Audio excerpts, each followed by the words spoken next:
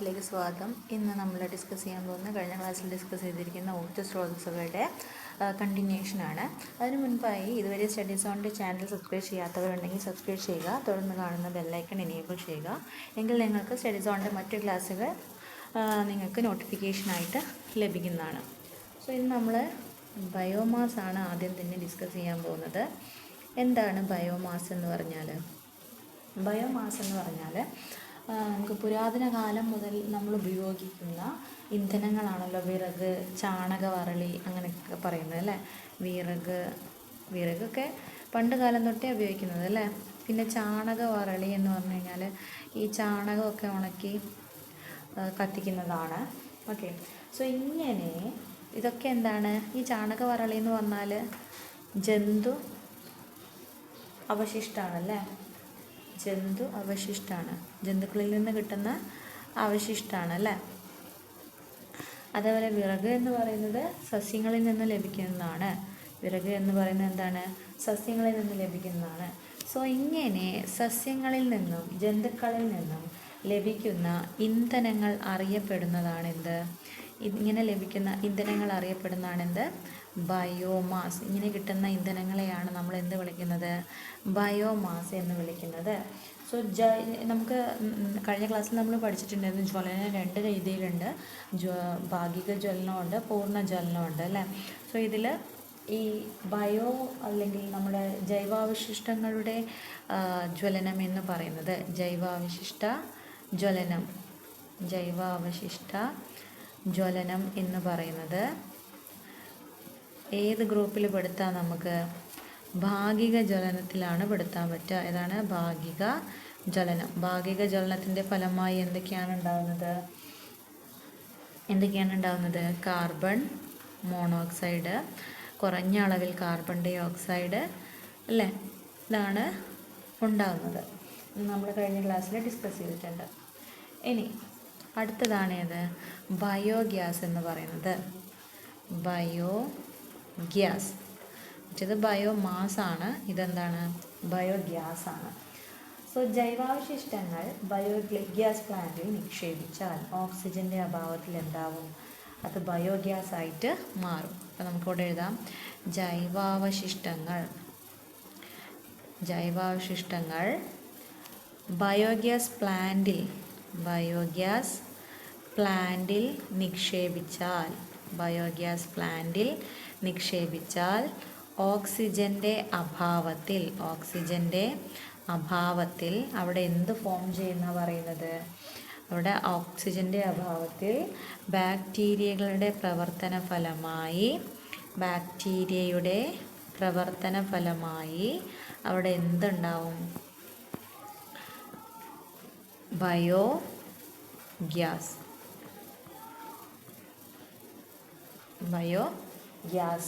ഉണ്ടാകുമെന്നാണ് പറയുന്നത്. നമ്മൾ പറഞ്ഞു ബയോഗ്യാസിലെ പ്രധാന ഘടകം എന്ന് പറയുന്നത് ഏതായിരുന്നു? Carbon dioxide. ഏതായിരുന്നു? കാർബൺ ഡൈ ഓക്സൈഡും മീഥെയിൻ അതേപോലെ തന്നെ കാർബൺ ഡൈ ഓക്സൈഡ്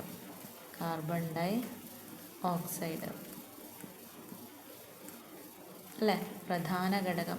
ബയോഗ്യാസിലെ പ്രധാന ഘടകം. ഇത് ഇമ്പോർട്ടൻ്റ് ആണ്. ഇപ്പോൾ PYQ ആണ്, പ്രീവിയസ് ക്വസ്റ്റ്യൻ ആണെന്നുള്ളത് ഓർത്ത് വയ്ക്കാം. ഇനി അടുത്തതാണ് കലോറിക മൂലം. എന്താണ് കലോറിക മൂലം? നമുക്കിവിടെ എഴുതാം കലോറിക മൂല്യം.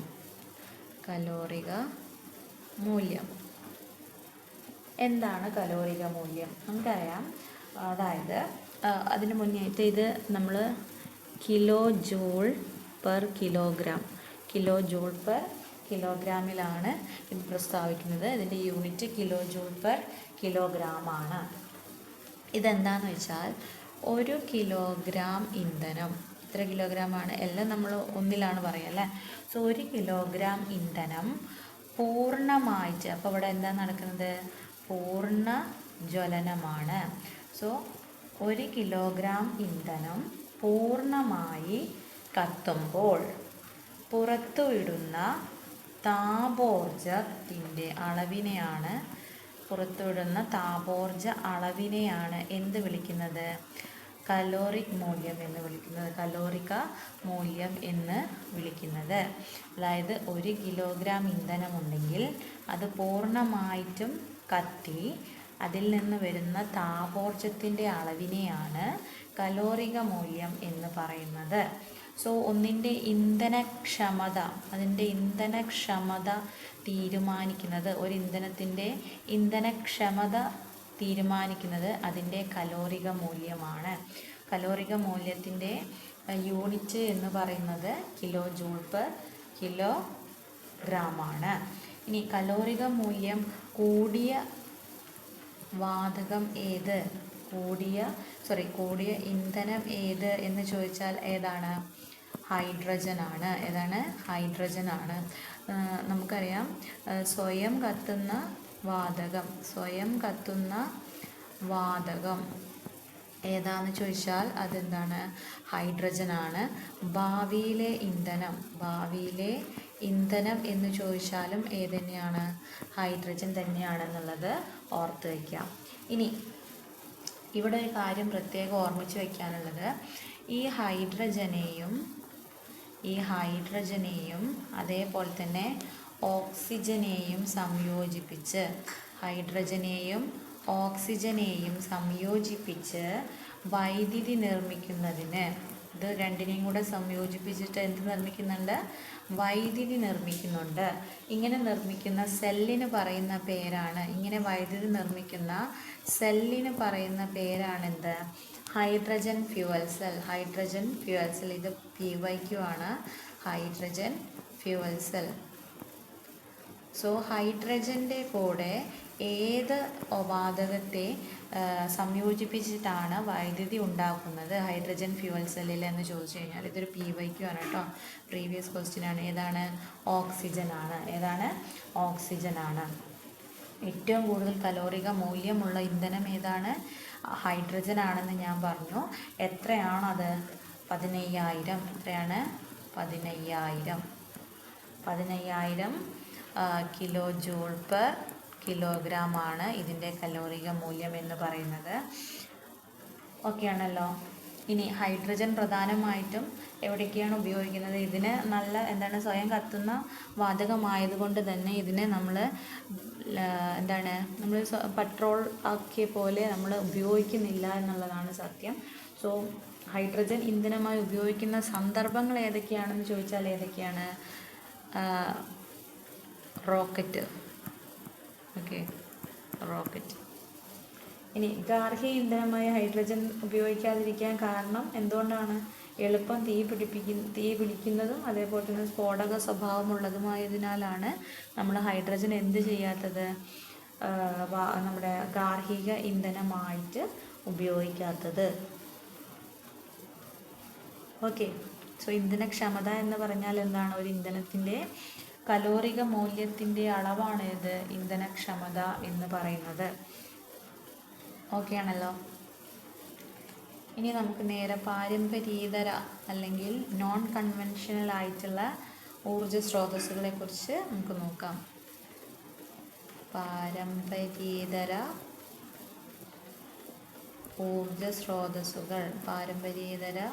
ഊർജ സ്രോതസ്സുകൾ അല്ലെങ്കിൽ നമ്മൾ ഇതിനെന്ത് വിളിക്കും? നോൺ കൺവെൻഷണൽ അല്ലെങ്കിൽ നമുക്കിതിനെന്ത് വിളിക്കാം? പുനരുൽപ്പാദിപ്പിക്കാൻ കഴിയുന്നവ.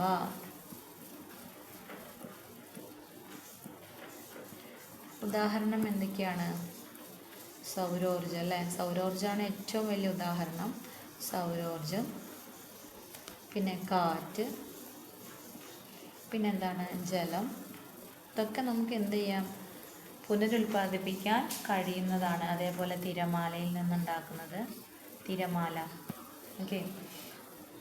സോ എത്ര ഉപയോഗിച്ചാലും ഇവരെന്ത് ചെയ്യുന്നില്ല? എത്ര ഉപയോഗിച്ചാലും തീർന്നു പോകുന്നില്ല.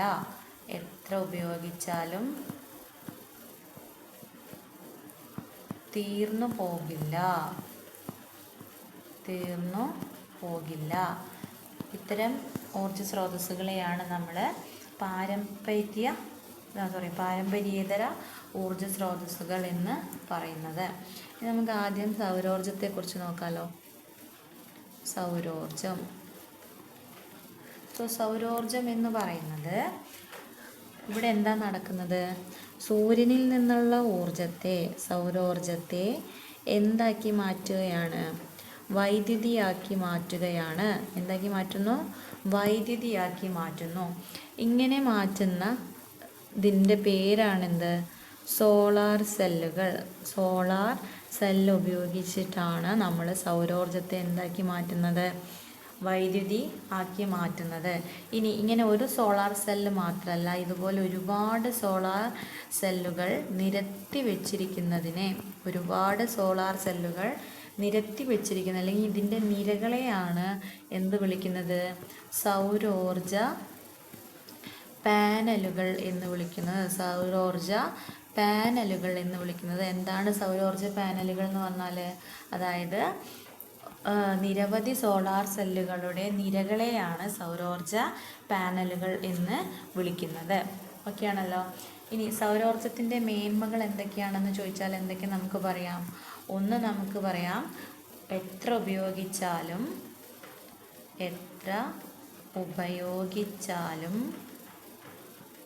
എന്താവില്ല?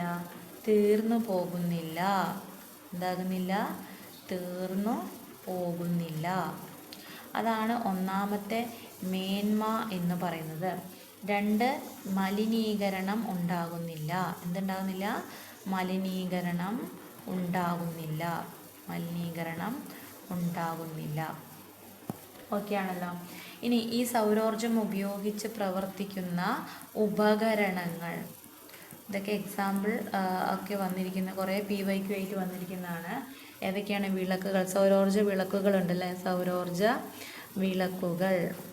ഇനി എന്താണ്? കുക്കറുകൾ. സൗരോർജ്ജ കുക്കറുകൾ. പിന്നെ ഏതാണ്? Water heater. പിന്നെ ഏതാണ്? Calculators etcetera.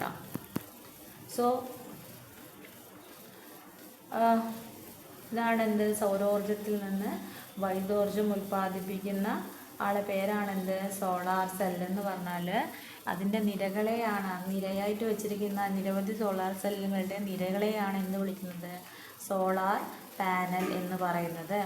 ഇവിടെ സൗരോർജ്ജം അല്ലെങ്കിൽ നമുക്ക് എന്ത് പറയാം? പ്രകാശോർജ്ജം എന്താക്കി മാറ്റുകയാണ്? വൈദ്യുതോർജ്ജമായിട്ട് മാറ്റുകയാണ്. ഓക്കെ ആണല്ലോ. ഇനി ഈ സൗരോർജ്ജം ഉപയോഗിച്ച് പ്രവർത്തിക്കുന്ന ഉപകരണങ്ങളാണ് ഇതൊക്കെ. ഇനി സോളാർ കുക്കറിൻ്റെ എന്താണ്? സോളാർ കുക്കറിൽ എന്താ നടക്കുന്നത്? സോളാർ കുക്കറിൽ എന്താ നടക്കുന്നത്? സൗരോർജ്ജത്തിനെ എന്താക്കി മാറ്റുന്നതാണ്? സൗരോർജ്ജം അല്ലെങ്കിൽ പ്രകാശോർജ്ജത്തിനെ എന്താക്കി മാറ്റുകയാണ്? താപോർജ്ജമാക്കി മാറ്റുകയാണ്. എന്നാലല്ലേ വർക്ക് ചെയ്യുള്ളൂ. താപോർജ്ജമാക്കി മാറ്റുകയാണ്. എന്നാൽ സോളാർ വാട്ടർ ഹീറ്ററിലോ?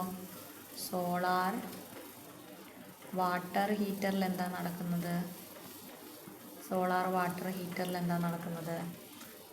താപം, അതായത് സൗരോർജ്ജം അല്ലെങ്കിൽ പ്രകാശോർജ്ജത്തിനെ എന്താക്കി മാറ്റുന്നു? താപോർജ്ജമാക്കി മാറ്റുന്നു. വെള്ളം ചൂടാക്കാൻ ഉപയോഗിക്കുന്നതല്ലേ സോളാർ വാട്ടർ ഹീറ്റർ. അപ്പം സൗരോർജ്ജത്തിനെ എന്താക്കി മാറ്റുകയാണ്? താപോർജ്ജമാക്കി മാറ്റുകയാണ്. ഓക്കെ. നമുക്ക് കാറ്റിൽ നിന്ന് ഊർജ്ജം എങ്ങനെയാണെന്ന് നോക്കാം. കാറ്റിൽ നിന്ന് ഊർജ്ജം.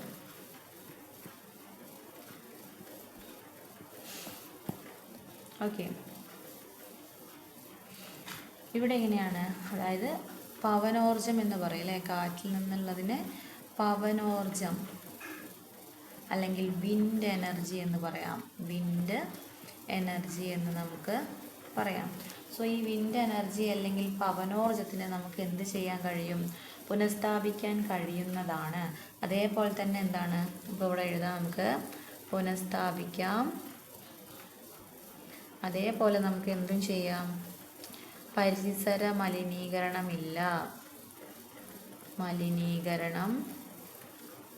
ഇല്ല. പരിസര മലിനീകരണം ഇല്ല. ഓക്കെ. സോ കാറ്റിൻ്റെ ശക്തി ഉപയോഗിച്ച് എന്ത് ചെയ്യാണ്? ടർബൈൻ കറക്കി ജനറേറ്റർ പ്രവർത്തിപ്പിച്ച് എന്തുണ്ടാക്കുന്നു? വൈദ്യുതി. ഓക്കെ ആണല്ലോ. ഇങ്ങനെയാണ് കാറ്റിൽ നിന്ന് വൈദ്യുതി ഉൽപ്പാദിപ്പിക്കുന്നത്. ഓക്കെ. ഇനി ഇന്ത്യയിൽ ഏറ്റവും കൂടുതൽ കാറ്റിൽ നിന്നും വൈദ്യുതി ഉൽപ്പാദിപ്പിക്കുന്ന സംസ്ഥാനം ഏത് എന്ന് ചോദിച്ചാൽ ഏതാണ്? തമിഴ്നാടാണ്.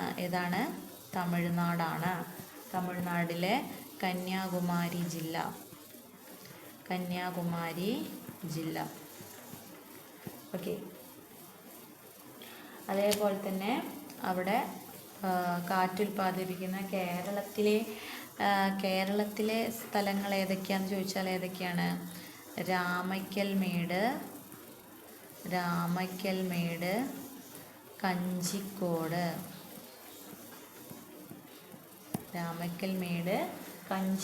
എന്നിവിടങ്ങളിൽ നിന്നാണ് കാറ്റിൽ നിന്ന് ഉൽപ്പാദിപ്പിക്കുന്ന കേരളത്തിലെ സ്ഥലങ്ങൾ.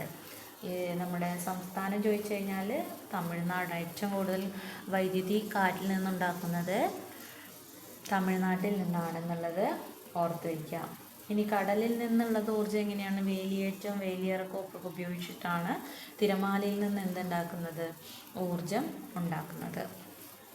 ഇനി നിങ്ങൾക്ക് ഏറ്റവും ഇമ്പോർട്ടൻ്റ് ആയിട്ട് ഓർത്ത് വയ്ക്കേണ്ടതാണ് ഇത് ഹരിതോർജം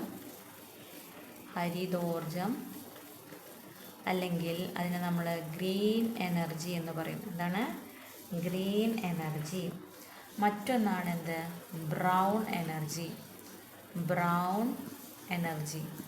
ഗ്രീൻ എനർജി അല്ലെങ്കിൽ അടുത്തതാണ് ബ്രൗൺ എനർജി.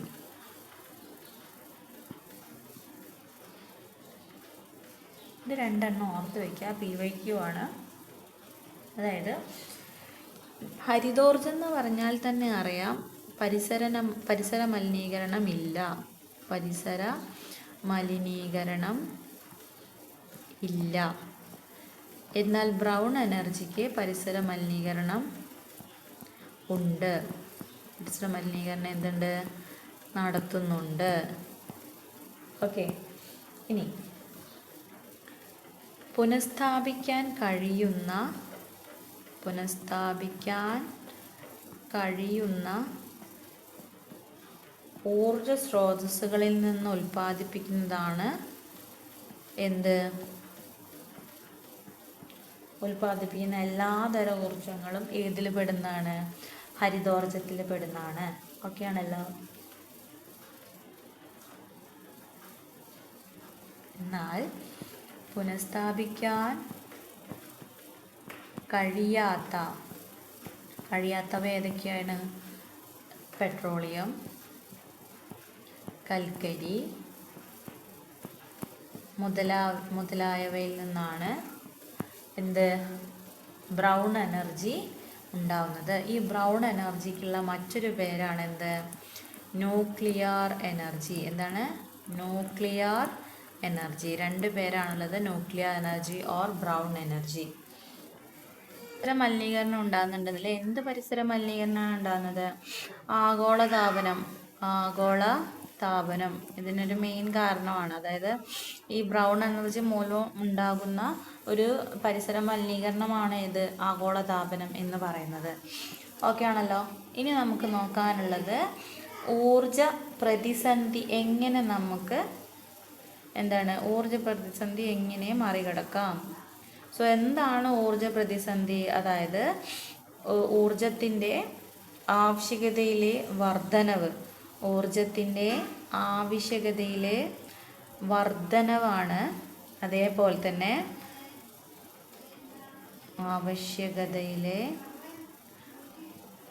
വർധനവും അതേപോലെ തന്നെ ലഭ്യതയുണ്ടെങ്കിൽ നമുക്ക് എന്തുണ്ടാവില്ല? ഊർജ പ്രതിസന്ധി ഉണ്ടാവില്ല അല്ലേ? സോ ലഭ്യതയുടെ കുറവുമാണ് എന്തിലേക്ക് നയിക്കുന്നത്? ഊർജ പ്രതിസന്ധിയിലേക്ക് നയിക്കുന്നത്. സോ ഇത് ഒഴിവാക്കാൻ നമുക്ക് എന്തൊക്കെ ചെയ്യാൻ പറ്റും? ഒന്നെന്താണ്, ഊർജം യുക്തിസഹജമായി ഉപയോഗിക്കുക എന്നുള്ളതാണ്. അതായത് ആവശ്യമില്ലാതെ ഉപയോഗിക്കരുത്. പിന്നെ സൗരോർജ്ജം നമുക്കറിയാം, പുനരുൽപ്പാദിപ്പിക്കാൻ കഴിയുന്ന ഒരു ഊർജ്ജ സ്രോതസ്സാണ് സൗരോർജ്ജം. സൗരോർജ്ജം പരമാവധി പ്രയോജനപ്പെടുത്തുക. അതേപോലെ പാഴായി പോകുന്ന ജലത്തിൻ്റെ അളവ് എന്ത് ചെയ്യുക? പരമാവധി കുറയ്ക്കുക. പൊതുയാത്രാ സൗകര്യങ്ങൾ കഴിയുന്നത്ര ഉപയോഗിക്കുക. അങ്ങനെ ആകുമ്പോൾ എന്തായി? നമ്മുടെ പെട്രോളിൻ്റെയും ഡീസലിൻ്റെയൊക്കെ ഉപയോഗം കുറയും, പരിസര മലിനീകരണം കുറയും. പിന്നെന്താണ്? തെരുവിളക്കുകൾ LDR അതെന്താണ്? ലൈറ്റ് ഡിപ്പെൻഡൻറ്റ് റെസിസ്റ്റിവിറ്റിയാണ്. Light dependent resistivity. അതായത് ഇതെന്താണ്? നമ്മുടെ തെരുവോരത്തുള്ള ഈ ലൈറ്റുകളൊക്കെ എന്തുമായിട്ട് നിയന്ത്രിക്കാനാണ് പറയുന്നത്? LDR അല്ലെങ്കിൽ ലൈറ്റ് ഡിപ്പെൻഡൻറ്റ് റെസിസ്റ്റിവിറ്റി ആയിട്ട് നിയന്ത്രിക്കാനാണ് പറയുന്നത്. അതായത് പകൽ സമയമാകുന്ന സമയത്ത് ഇതെന്ത് ചെയ്യും? ഇതിലൂടെയുള്ള വൈദ്യുതിയുടെ പ്രവാഹം ഓഫ് ചെയ്യിക്കും. എന്നാൽ ഇരുട്ടാവുന്ന സമയത്ത് ഇതിലൂടെ എന്ത് ചെയ്യും? അതായത് പ്രകാശത്തിൻ്റെ തീവ്രതയ്ക്ക് അനുസരിച്ച് എന്ത് ചെയ്യും? ഇതിൻ്റെ പ്രതിരോധം വ്യത്യാസപ്പെടും. ഇതിൻ്റെ പ്രതിരോധം കൂടുന്ന സമയത്ത് ഇതിലൂടെയുള്ള വൈദ്യുതി പ്രവാഹം എന്താവും? കുറയും. എന്നാൽ വൈദ്യുതി പ്രവാഹം കൂടുന്നത് എപ്പോഴാണ്? ഇതിൻ്റെ പ്രതിരോധം കുറയുന്ന സമയത്താണ് എന്നുള്ളത് ഓർക്കുക. അടുത്തതാണ് ഇത് ആണവോർജം. ഇതിൻ്റെ അകത്തിൽ നിന്ന് ഒരുപാട് ചോദ്യങ്ങൾ വന്നിട്ടുള്ളതാണ് കേട്ടോ. ഒന്നെന്താണ്? ന്യൂക്ലിയർ ഫിഷനാണ് പഠിക്കാനുള്ളതിൽ ഏറ്റവും ഇമ്പോർട്ടൻ്റ്. Nuclear ഫിഷനാണ്, fission. എന്നാൽ മറ്റേതെന്താണ്? ന്യൂക്ലിയർ ഫ്യൂഷനാണ്. ഫിഷനും ഫ്യൂഷനും. ഫ്യൂഷൻ എന്ന് പറഞ്ഞാൽ തന്നെ എന്താണ്? യോജിപ്പിക്കുക. ഫിഷൻ എന്ന് പറഞ്ഞാൽ എന്താ? തകർക്കുക. രണ്ടും ഓർത്ത് വയ്ക്കുക. സോ ഇതിവിടെ ന്യൂക്ലിയർ ഫിഷനിൽ എന്താ നടക്കുന്നതെന്ന് വെച്ചാൽ, അറ്റോമിക ഭാരം കൂടിയ ന്യൂക്ലിയസുകളെ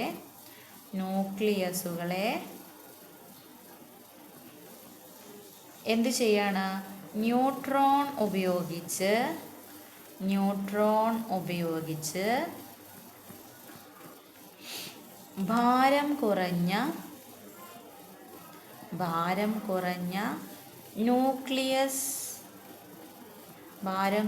ന്യൂക്ലിയസ് ആക്കി വിഘടിപ്പിക്കുന്ന, പ്രത്യേക നോട്ട് ചെയ്യുക, ഇതെന്താണ്? വിഘടിപ്പിക്കുന്ന പ്രവർത്തനമാണ് ന്യൂക്ലിയർ ഫിഷൻ. നമ്മുടെ ആറ്റം ബോംബിൽ നടക്കുന്ന പ്രവർത്തനം. ഏതിലാണ്? ആറ്റം ബോംബിൽ നടക്കുന്ന പ്രവർത്തനമാണ് ഇത് ന്യൂക്ലിയർ ഫിഷൻ എന്ന് പറയുന്നത്.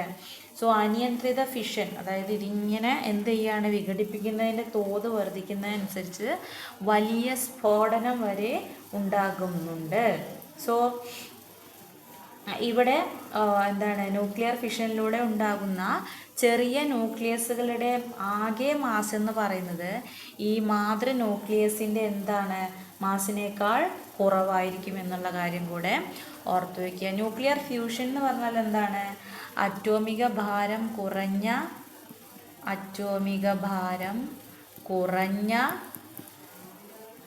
ന്യൂക്ലിയസുകളെ എന്ത് ചെയ്യാണ്? യോജിപ്പിച്ച് മാസ് കൂടിയ ന്യൂക്ലിയസാക്കി മാറ്റുന്ന പ്രവർത്തനമാണ് ഇത് ന്യൂക്ലിയർ ഫ്യൂഷൻ എന്ന് പറയുന്നത്. ഓക്കെ ആണല്ലോ? ന്യൂക്ലിയർ ഫ്യൂഷൻ എന്ന് പറയുന്നത്. സോ ഇതിൻ്റെ എക്സാമ്പിൾ എന്ന് പറയുന്നത് ഇത് എവിടേക്കാണ് നടത്തുന്നത് വെച്ചാൽ ഹൈഡ്രജൻ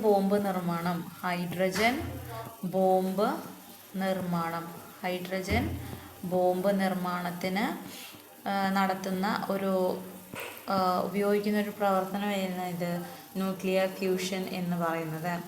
ഓക്കെ ആണല്ലോ? സോ ഇത്രയേ ഉള്ളൂ നമുക്ക് ആണവോർജ്ജത്തിനെ കുറിച്ചിട്ട്. അതിൽ ഏറ്റവും ഇമ്പോർട്ടൻ്റ് ആയിട്ടുള്ള ടോപ്പിക് എന്ന് പറയുന്നത്. ഇനി നോക്കുക, കുറച്ച് പവർ സ്റ്റേഷനുകളുടെ പേരും അത് നിൽക്കുന്ന സ്ഥലങ്ങളും പറഞ്ഞുതരാം. ഒന്നാണേത് nuclear power station. Nuclear power station. Nuclear power station. Nuclear power station എന്ന് പറഞ്ഞു കഴിഞ്ഞാൽ ന്യൂക്ലിയർ ഊർജം ഉപയോഗിച്ച് എന്തുണ്ടാക്കുന്നതാണ്? വൈദ്യുതി. ന്യൂക്ലിയർ ഊർജം ഉപയോഗിച്ചിട്ട് ജലത്തിനെ ഉന്നത മർദ്ദത്തിലും അതേപോലെ തന്നെ താപനിലയിലും എന്താക്കാണ്? നീരാവിയാക്കിയിട്ട് എന്താക്കുന്നു? ഈ നീരാവിയുടെ ശക്തി ഉപയോഗിച്ചിട്ട് ടർബൈൻ കറക്കി എന്തുൽപ്പാദിപ്പിക്കുന്നു? വൈദ്യുതി ഉൽപ്പാദിപ്പിക്കുന്ന പ്രക്രിയയാണ്. വൈദ്യുതി ഉൽപ്പാദിപ്പിക്കുന്ന പവർ സ്റ്റേഷനാണ് ഏത്? ന്യൂക്ലിയർ പവർ സ്റ്റേഷൻ എന്ന് പറയുന്നത്. ഓക്കെ ആണല്ലോ.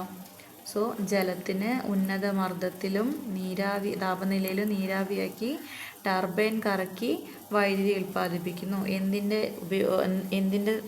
ഇതിൽ? സഹായത്തിലാണ്, ന്യൂക്ലിയർ ഊർജത്തിൻ്റെ സഹായത്തിൽ. ഇനി ഇത് ഇന്ത്യയിൽ എവിടേക്കാണെന്ന് ചോദിച്ചു കഴിഞ്ഞാൽ താരാപൂർ, കൽപ്പാക്കം, പിന്നെ എവിടെയാ? കോട്ട, പിന്നെയോ കുളം. സോ ഇത് നമുക്ക് എങ്ങനെ പറയാം? നുണയൻ കല്ലുകൊണ്ട് കോട്ട കെട്ടി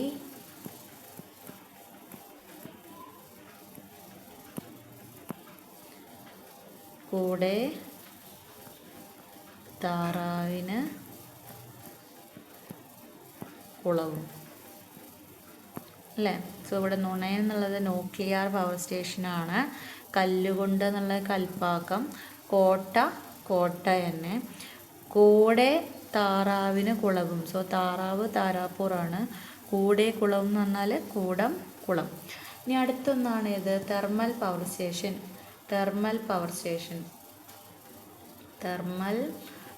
സ്റ്റേഷൻ.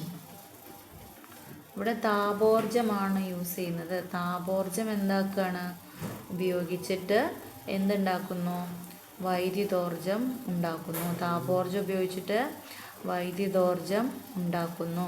സോ ഇതുള്ളത് നെയ്വേലി, അതേപോലെ തന്നെ കായംകുളം ഇവിടെയാണ് ഇത് ഏതുള്ളത്? നമ്മുടെ തെർമൽ പവർ സ്റ്റേഷൻ ഉള്ളത് എന്നുള്ളത് ഓർത്ത് വയ്ക്കാം. Okay. So thermal power station എവിടേക്കാണ്? കായംകുളവും അതേപോലെ തന്നെ നെയ്വേലിയാണ് ഉള്ളത്. സോ ഇവിടെ രാസോർജം താപോർജ്ജമാക്കുന്നു. അത് കഴിഞ്ഞിട്ട് എന്താകുന്നു? യാന്ത്രികോർജ്ജമാകുന്നു. അത് കഴിഞ്ഞിട്ട് എന്താകുന്നു? വൈദ്യുതോർജ്ജമായിട്ട് മാറുന്നു. ഓക്കെ. സോ ഇത്രയേ ഉള്ളൂ തെർമൽ പവർ സ്റ്റേഷനും ന്യൂക്ലിയർ പവർ സ്റ്റേഷനും.